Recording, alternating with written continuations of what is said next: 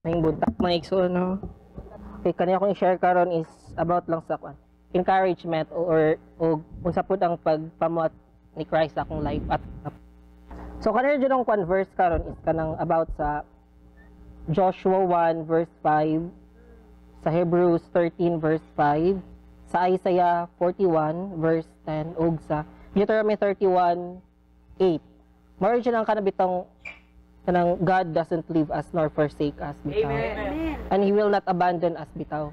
And katong sa last month nga sa akong pagpakuan jud lakaw sa akong life bitaw through Christ, daghan jud bitaw kanang mga pagsulay, mga rejection kanang bitaw sa imong self sa akong self nga kanang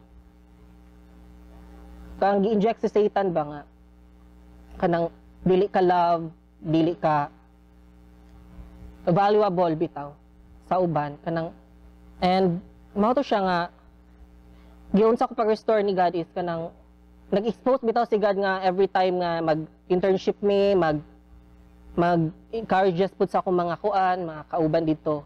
And grabe kay siya kay kanang nagpamuhat bitaw si God sa akong life o sa mga bisag unsang pansulay bitaw. And I thank God nga naadjud siya karon, naadjud siya nga sige kauban nato. And nga gakuan siya nga siya jud atong papa bitaw nga ang papa nga which is compassionate, which is kuan jud kanang magpanguan jud nimo ba, magpangita jud nimo, di ka pasagdan or bisan napa lang ka dito sa kuan, nagkahugaw, nagkalapok, nagalunang sa sala. But kana jud mo embrace jud siya sa tua. Kana siya and ay thankful po kay ko no nga katupong panahon nga akong family na di kuan jud gatake bitag sakit, which is my mom nga mo to siya nga na siya kuan high blood siya 200/100 man to. Kamo siya siyang admit atong panahon na.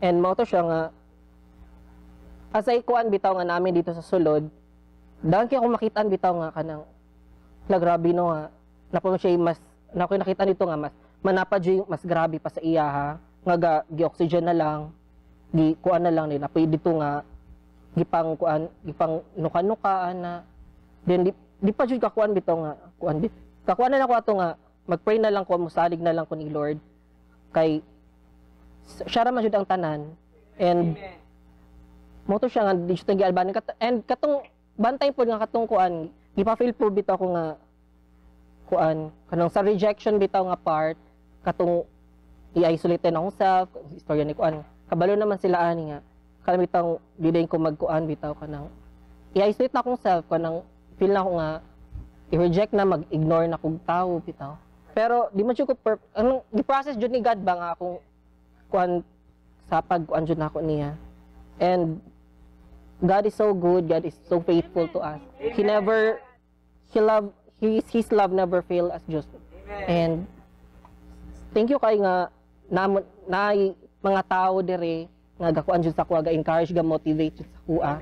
Thank you so much kaayo. Nagigamit jud mo ni God nga gi-equip and gigamit mo ni God nga wala jud kana bitang gigamit mo instrument ni para mo kuan mo reach out jud sa mga tao nga dili jud ka nang di jud mo give up like Father, like Jesus bitaw. And mo to siya. Salamat kaayo and praise be to God.